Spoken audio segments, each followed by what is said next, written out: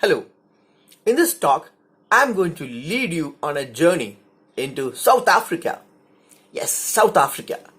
This is because the author of the short story Amnesty, Nadine Gordimer, was a South African.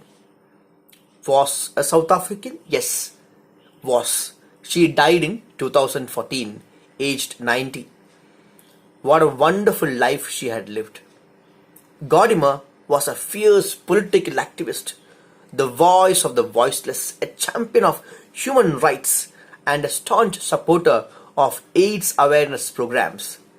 The Nobel Prize Committee recognized her as a writer who, through her magnificent epic writing, has been of very great benefit to humanity when awarding her the Nobel Prize for Literature in 1991. Gordimer's writing dealt with moral and racial issues, particularly apartheid in South Africa. Under that regime, works such as Burger's Daughter, July's People were banned. She was active in the anti-apartheid movement, joining the African National Congress during the days when the organization was banned. The first name that pops into our mind when we hear South Africa is, no, not A.B. de Villiers, no, not John T. Rhodes. Let me rephrase that. Whose name do you think comes to my mind when I think of South Africa in a political context? Yes, Nelson Mandela. Gordimer was friends with him and had even helped Mandela edit his famous speech, "I am prepared to die." That's the title of the speech. It was given from the defendant's dock at the Rivonia trial. It was a trial involving Mandela in 1964. The speech is so titled because it ends with the words, "for which I am prepared to die." The speech is considered one of the great speeches of the 20th century and a key moment in the history of South African democracy. Fidel Castro's "History Will Absolve Me" speech, delivered in 1953, was also one of the inspirations behind Mandela's speech. Mandela then went on to spend 27 years of his life in prison. Mandela spent the first 18 of his 27 years in jail at the brutal Robben Island prison. I also read that Nadine Gordimer once smuggled her book, Burger's Daughter, to Mandela when he was jailed in the Robben Island for treason. Mandela in turn smuggled a thank you letter to Gordimer later. This letter, which Gordimer received from Mandela, was cherished as a treasure by Gordimer, who was one of the first people Mandela visited after his release from jail. Gordimer achieved lasting international recognition for her works, most of which deal with political issues, as well as the moral and psychological tensions of a racially divided home country. Virtually all of Gordimer's works deal with themes of love and politics, particularly concerning race in South Africa. Always questioning power relations and truth, Gordimer tells stories of ordinary people, revealing moral ambiguities and choices. Her characterization is nuanced, revealed more through the choices her characters make than through their claimed identities and beliefs. She also weaves in subtle details within the characters' names. Now, let us look at the short story Amnesty and figure out how all these points about Gordimer applies in our story. So, where did Gordimer publish this short story? Amnesty was published in Gordimer's 9th collection of short stories titled Jump and Other Stories. Each of these stories deal with her hallmark themes of love and politics and displays her ability to portray characters very different from herself. There are 16 stories and that are set in Africa, many of them in her native South Africa. Gordimer describes a climate of fear where well-to-do whites barricade themselves fortress-like in their homes, protected by elaborate security systems, and where blacks are uprooted and displaced from their homes. In these stories, the meanings of home and homeland are explored in vivid contexts and ironic connotations. All of you must have heard about the term apartheid. Apartheid, it means apartness, separation, apartness in the language of Afrikaans. This is a system of legislation that upheld segregationist policies against non-white citizens of South Africa. After the National Party gained power in South Africa in 1948, its all-white government immediately began enforcing existing policies of racial segregation. The apartheid system in South Africa was ended through a series of negotiations between 1990 and 1993 and through the steps taken by the de Klerk government. F.W.D. Klerk was the head of the government during those times. So he initiated the discussions, and as a result, this system came to an end. The negotiations resulted in South Africa's first non-racial election. It was won by the African National Congress, ANC. So this is South Africa's governing political party now.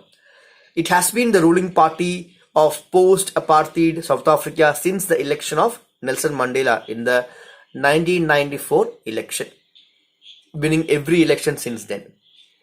Racism is the main theme of the short story Amnesty.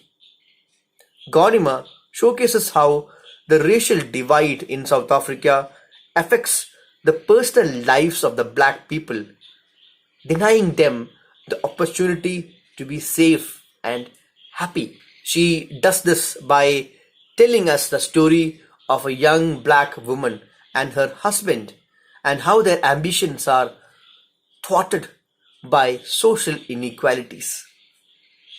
Amnesty is narrated by a young black woman living on a farm. The farm is owned by the white settlers known as the Boer, B-O-E-R, Boer. Now who are they? The term Boer is derived from the Afrikaans word for farmer. It was used to describe the people in South Africa who traced their ancestry to the Dutch, German and French settlers who arrived in the Cape of Good Hope from 1652. Afrikaans is a language spoken in countries like South Africa. It was developed by the white settlers based on European languages. Now, coming back to our story. For years, the narrator has had to postpone her marriage and family life. The father of her children is an activist in the movement, the organized struggle against apartheid. That is a movement. After he is released from prison, he returns briefly to her before leaving to resume his political work. Sharing a sacrifice, she speaks with simple, enduring faith of a time when not only he but she too will come back home. This story is simultaneously depressing and encouraging. How is that? Our heart aches when we read about the miserable lives of the lady and her fiancé who are unable to lead a normal life. At the same time, the man is sacrificing his freedom, the time he can spend with his family, for his people. The fiancé supports him in this endeavor, knowing well the loss she will incur. Now, what about the title? You must have heard about the Amnesty International. It's an international organization with its headquarters in UK, focused on human rights. The word amnesty is quite popular because of that organization. So what does it mean? Amnesty means an official pardon for people who have been convicted of political offenses. മാപ്പ് കൊടുക്കുന്നതാണ്. Now, how is this relevant to Gordimer's short story? Let us look at the story in detail. Gordimer's short story Amnesty tells the tale of a South African woman whose future husband was imprisoned. She is the narrator of the story and the man is never named. ആളുടെ പേര് നമ്മൾ വായിക്കുന്നില്ല, കാണുന്നില്ല എവിടെയും. The narrator's fiancé was a strong and intelligent man. He could also speak English. He went to work in the city as a construction worker to build skyscrapers. These are tall buildings and which seem to be touching the sky. The narrator tells that he had left 9 years ago. 9 years from the current year, she is narrating her story to us. He asked her father for her hand in marriage. He planned that within 2 years he will be able to make enough money to marry her. They probably had a system where the groom had to give money to the father of the bride as a part of the custom.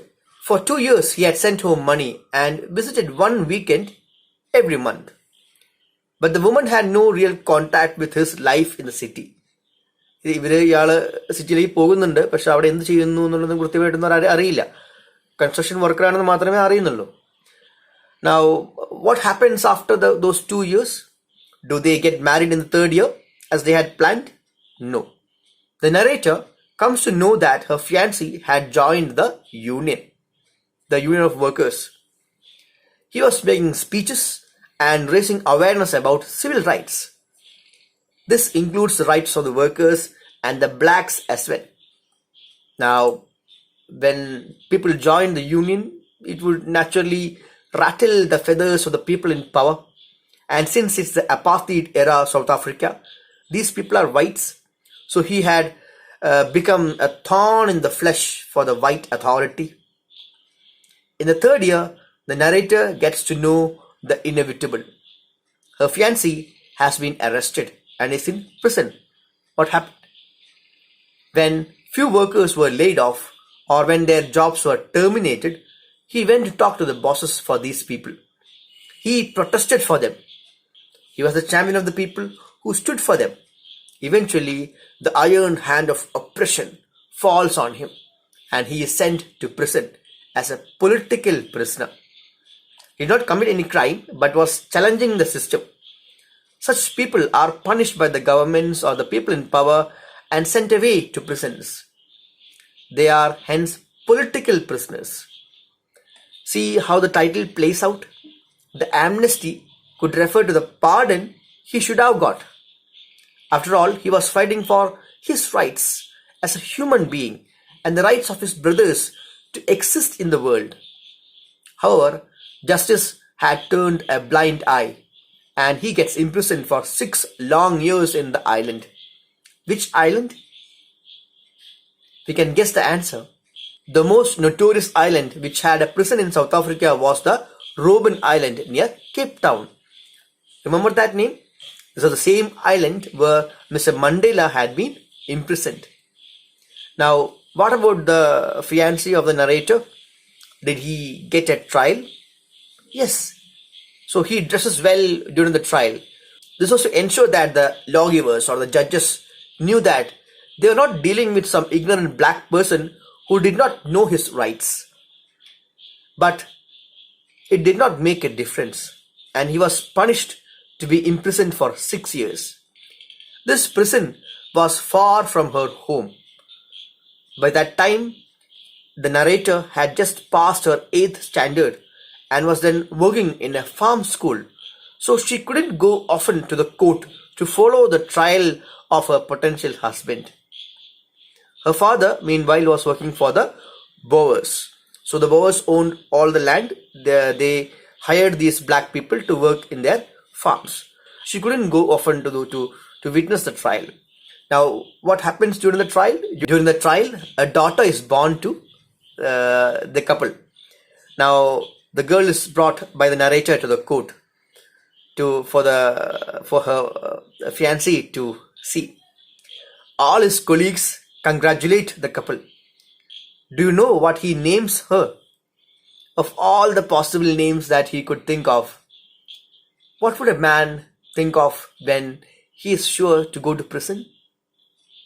He names their child Inkululeko, which means freedom.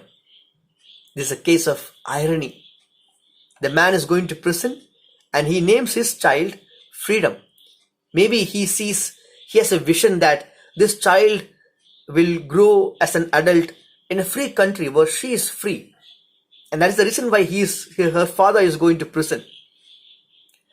The trip to this prison, it required a lot of money. So his family and the narrator saved enough to make the journey to meet him in the prison located in the Robben Island. So after maybe a couple of years, the narrator and his family members, they try to visit him in the prison. Unfortunately, they reach only till the ferry. A ferry is a small ship.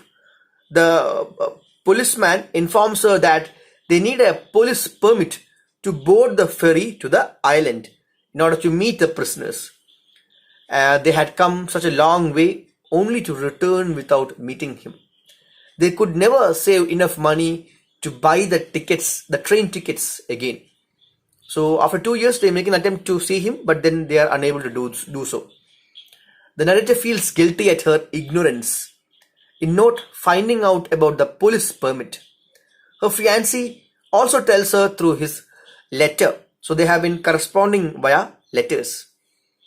So he tells her that it is the ignorance about these facts that the whites use to oppress the blacks. ഇവിടെയാണ് അതിൻ്റെ ഏറ്റവും crucial ആയിട്ടുള്ള point വരുന്നത്. Ignorance ആണ്, വിദ്യാഭ്യാസമില്ലായ്മ, അല്ലെങ്കിൽ facts അറിയാത്ത പ്രശ്നം. അവിടെയാണ് ഈ അധികാരികൾ ഈ വിഭാഗത്തിനെ ചൂഷണം ചെയ്യുന്നത്. So this fiancé tells her the importance of being educated and collecting the facts properly. He tells that this ignorance, actually he writes in the letter that this ignorance must be removed. He writes in his letter to her emphasizing the reason that he is in prison. This is a reason. ഈ ആളുകൾക്ക് വേണ്ടിയിട്ടാണ് ഇവര് ജയിലിൽ പോയി കിടക്കുന്നത്. He is sacrificing his life, his freedom, so that his people can have a better life.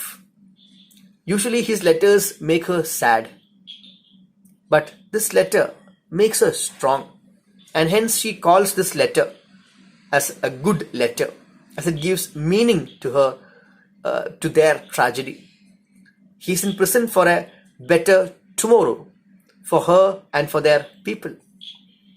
Then one fine day, she hears his name being announced by the radio as one of the prisoners who are being released early. So this happens after the 5th year. So he is supposed to spend 6 years in prison, but then by the end of the 5th year, he is being released. Some of the political prisoners are being released by the government.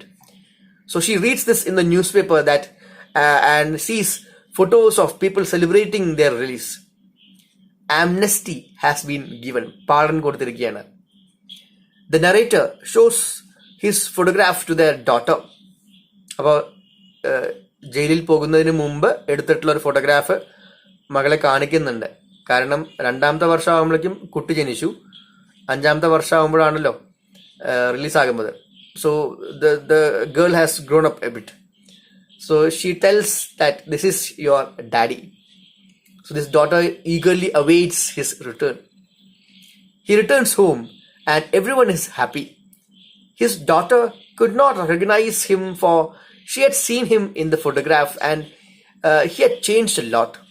He is a transformed man, stronger in mind and body.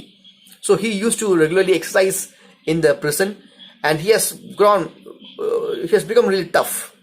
So the child is not able to identify the person in the photograph and the person who she sees. The narrator also found it difficult to connect with him. Prison life had changed him and the narrator. She had hoped that she can finally start a life, a family with him, but it is not to be. He tells her that the white man owns the ground and lets you squat in mud and tin huts here only as you work for him. The farmer or the boer, the white man owns the land. She realizes that her hope of having a home is impossible as she can never own anything under the whites. She understands that the security of home is a distant dream until this practice of racial segregation ends. Now, this man is now part of the full-fledged movement and is fighting for the civil rights and had to spend a lot of time with his comrades. The distance between the narrator and her partner only grew more as a result.